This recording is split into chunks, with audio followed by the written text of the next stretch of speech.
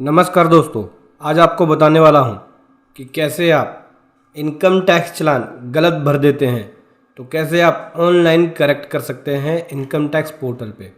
हाँ जी दोस्तों, अगर आप सेल्फ असेसमेंट टैक्स यानी इनकम टैक्स को जमा कराते वक्त मिस्टेक कर दी है, गलती कर दी है, जैसे कि असेसमेंट ईयर में गलती कर दी या टैक्स का अमाउंट इंटरेस्ट में कर दिया, लेट फीस का अमाउंट अदर में कर दिया या डिमांड का अमाउंट किसी और में कर दिया, तो कैसे आप उसको ठीक करोगे, आज मैं आपको कंप्लीट बताने वाला हूँ।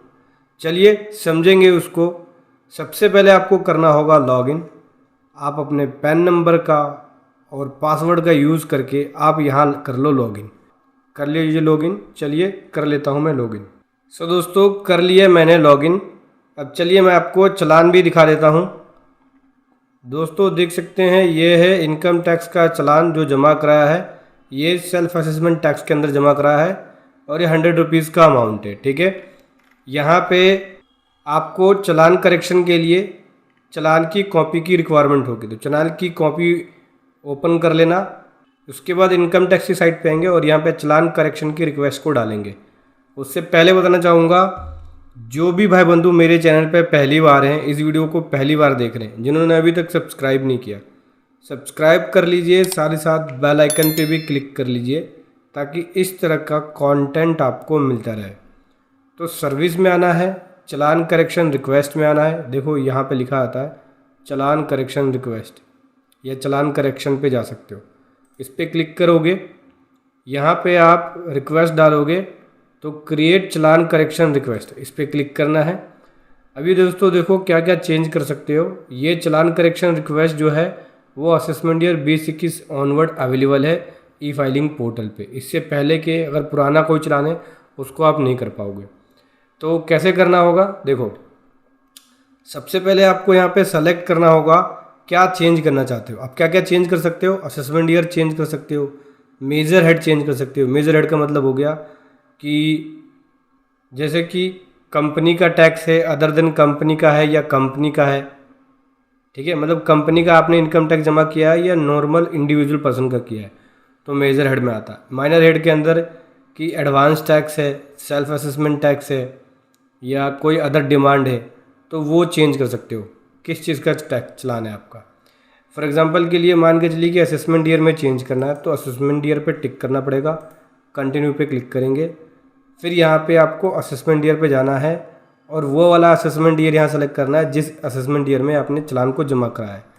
जैसे कि देख सकते हैं ये असेसमेंट ईयर जो है यहाँ पे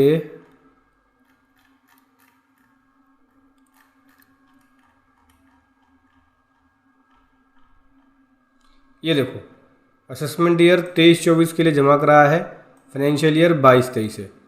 ठीक है, तो असेसमेंट ईयर 23-24 का है तो आप इसको यहाँ पे सेलेक्ट करोगे असेसमेंट ईयर 23-24। जिस भी असेसमेंट ईयर में चालान जमा हुआ है सबसे पहले वो असेसमेंट ईयर सेलेक्ट करना पड़ेगा। फिर आगे आएगा असेसमेंट ईयर चेंज करने का ऑप्शन। सबसे पहले ये असेसमेंट ईयर सेलेक्ट करेंगे, कंटिन्यू क्लिक करेंगे तो उस असेसमेंट ईयर में जितने भी आपने चालान जमा कराए होंगे वो दिख जाएगा। जैसे कि ये वाला चालान मेरा दिख गया यहाँ पे, ये रहा, इसको मुझे ठीक करना है तो इस पर टिक कर लिया। अभी कंटिन्यू पे क्लिक करूँगा तो एग्जिस्टिंग में असेसमेंट ईयर क्या है 23-24, मुझे यहाँ चेंज करना है तो यहाँ से सेलेक्ट करूँगा। ठीक है, जैसे कि आपको चेंज करना है, आपने 23-24 का करा दिया, ये था 22-23 का तो 22-23 ले लेंगे, या फिर 21-22 का था 21-22 ले लेंगे। ठीक है, अभी असेसमेंट ईयर 23-24 चल रहा है, उसके बाद 24-25 आएगा। ठीक है, अगर आप असेसमेंट ईयर 24-25 लेंगे तो 24-25 का ऑप्शन नहीं आएगा क्योंकि असेसमेंट ईयर 24-25 अभी नहीं चल रहा है। अभी जो चल रहा है वो 23-24 चल रहा है क्योंकि 31 मार्च 24 तक ये असेसमेंट ईयर चलेगा 23-24 वाला। तो जो अपडेट करोगे वो 23-24 से पीछे जाना चाहिए, मतलब कि 21-22 में डाल सकते हो, 22-23 में डाल सकते हो या 23-24 में डाल सकते हो। ठीक है, 23-24 का ऑलरेडी है, 23-24 नहीं देगा, 22-23 करोगे तो यहाँ 22-23 आ जाएगा।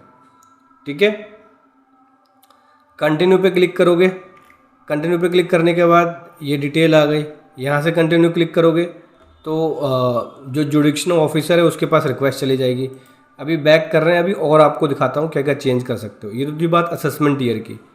मान लो मेजर हेड में चेंज करना है, अदर देन कंपनी के अलावा इंडिविजुअल का है या कंपनी का चलान है, तो ये सेलेक्ट करेंगे मेजर हेड वाला। इस पर टिक कर लिया, कंटिन्यू क्लिक करेंगे।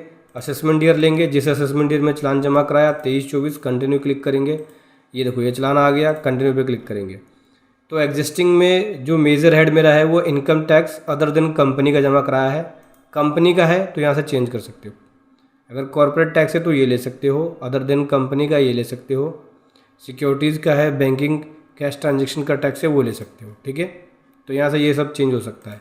बैक पे क्लिक करेंगे, बैक पे अभी आपको चेंज करना है माइनर हेड, तो इसको सेलेक्ट किया, कंटिन्यू पे क्लिक करेंगे।